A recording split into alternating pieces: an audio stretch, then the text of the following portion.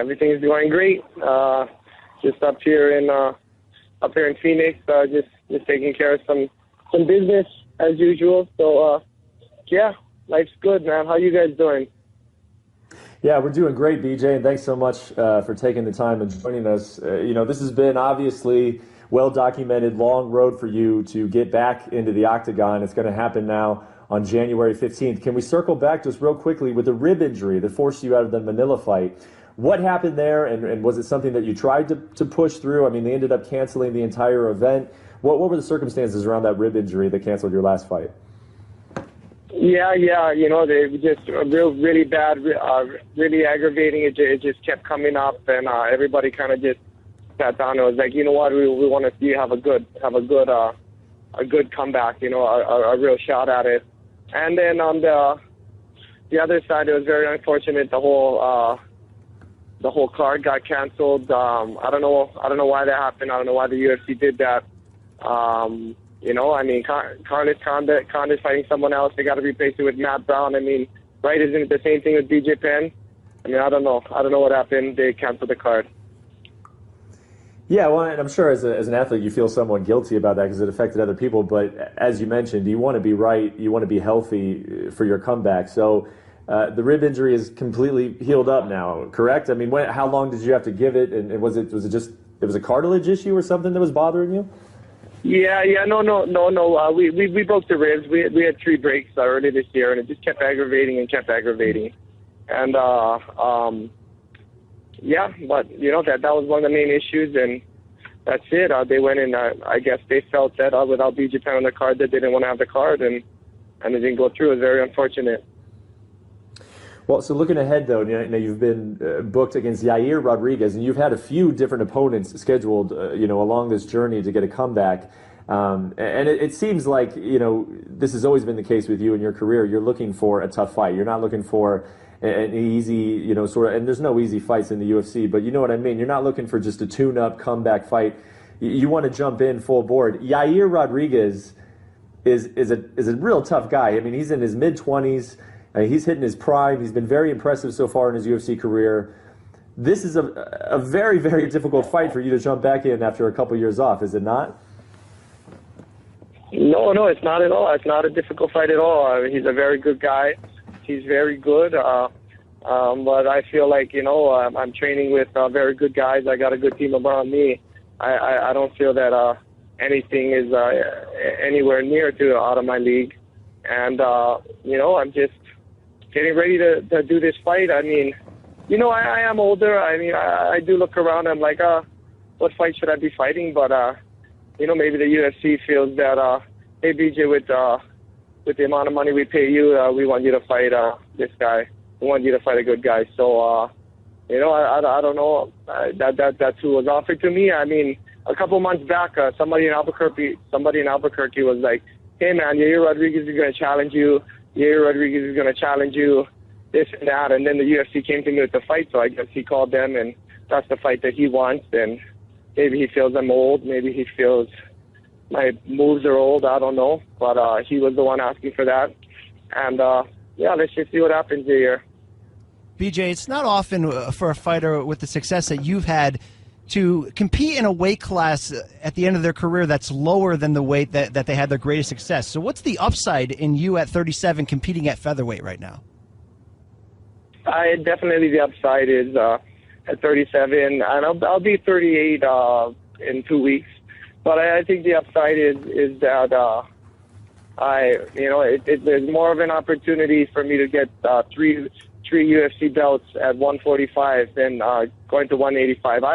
I really feel really, really confident that nobody's ever going to be able to get the 155 and 170 pound belt.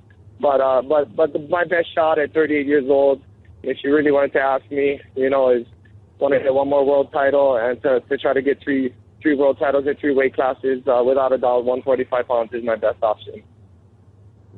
How long do you think? How many fights do you think you'd have to win in order to get an opportunity to fight for the featherweight championship? Because that would be amazing, seeing a guy with your history competing for a 3rd title at the age of 38. How many fights do you think you need to win in order to get there? I honestly don't know.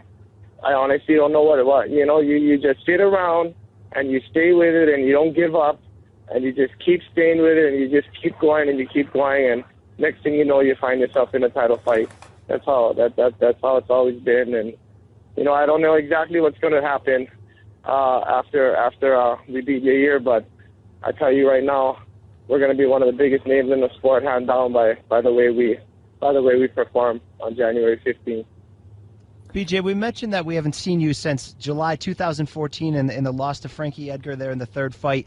How has that time away helped you in fueling this desire inside of you to make this comeback?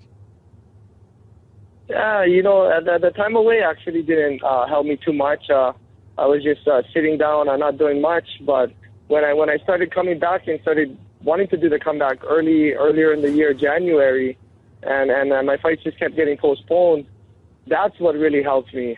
All of these postponements was really, it was just terrible. I was like, man, it's just like the worst year of my life. Got all these crazy stuff happening, crazy stuff going on, and what's going on with all this? But now looking back, I'm like, you know what?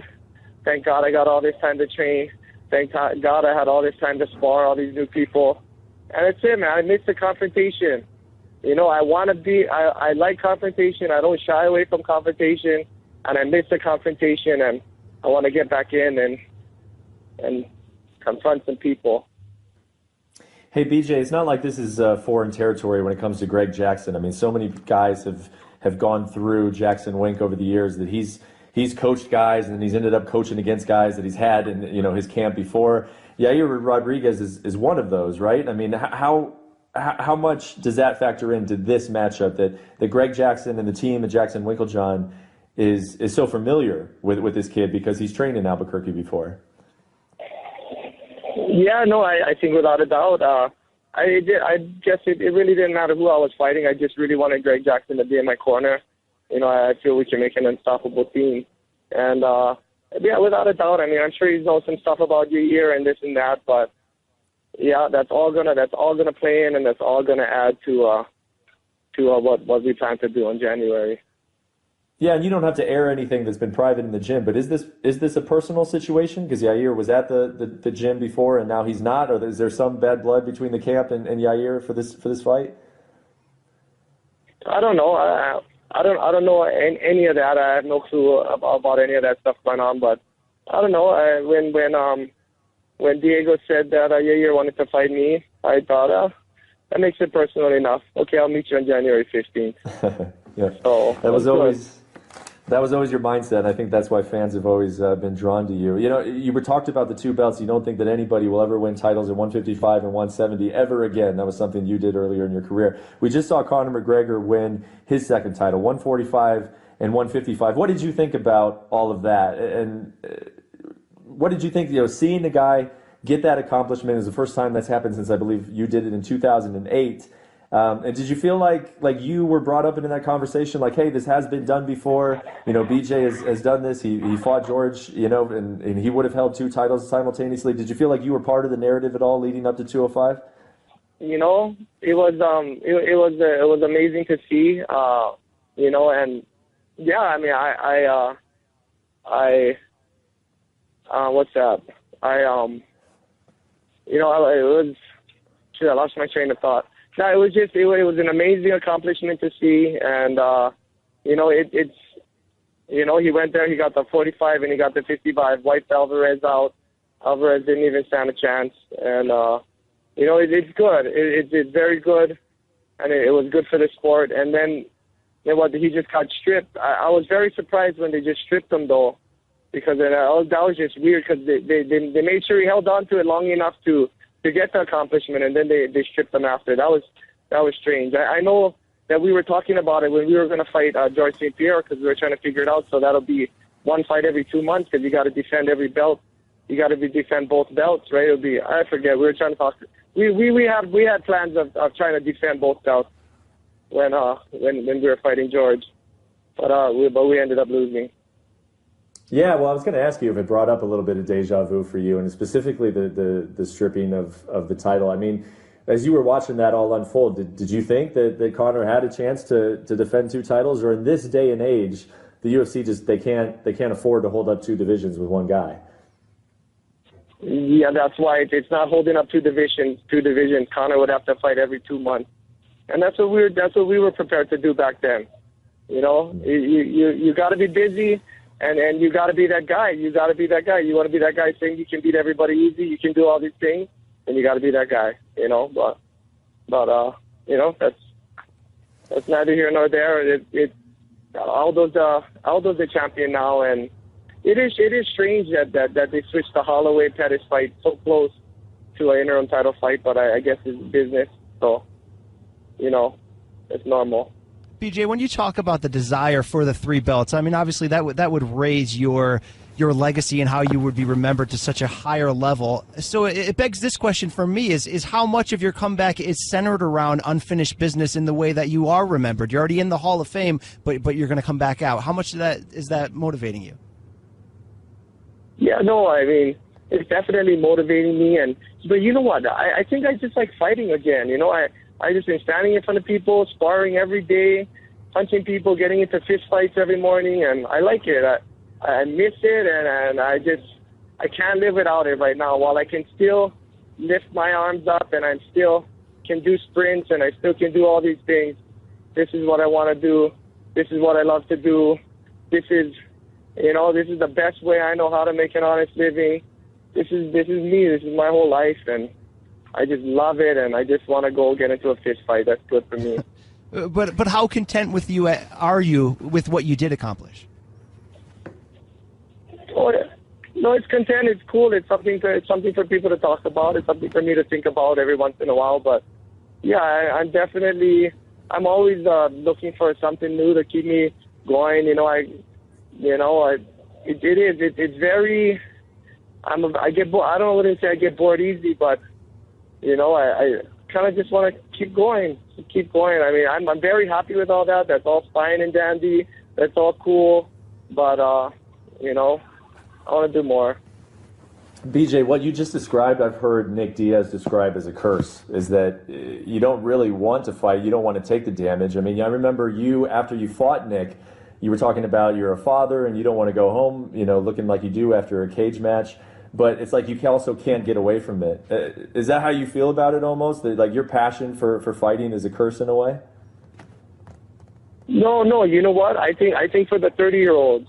I think for the 30-year-olds, because I run into a lot of them, and they're like, DJ, for the last 10 years, all I want to be was the best fighter in the world. Now that I'm 30, I know there's more to life, and I just want to look at them. I want to say, at 38, that's all there is winning a fight. No, it's not a curse. I'm happy. I love it. All these people, they're starting to get second thoughts now. Yeah, all these people come, oh, now you got a big name, now you're on top. Oh, you get second thoughts now. Well, you know what? When I was at the bar drinking and you were thinking about kicking my ass, now the roles are reversed. It's my turn.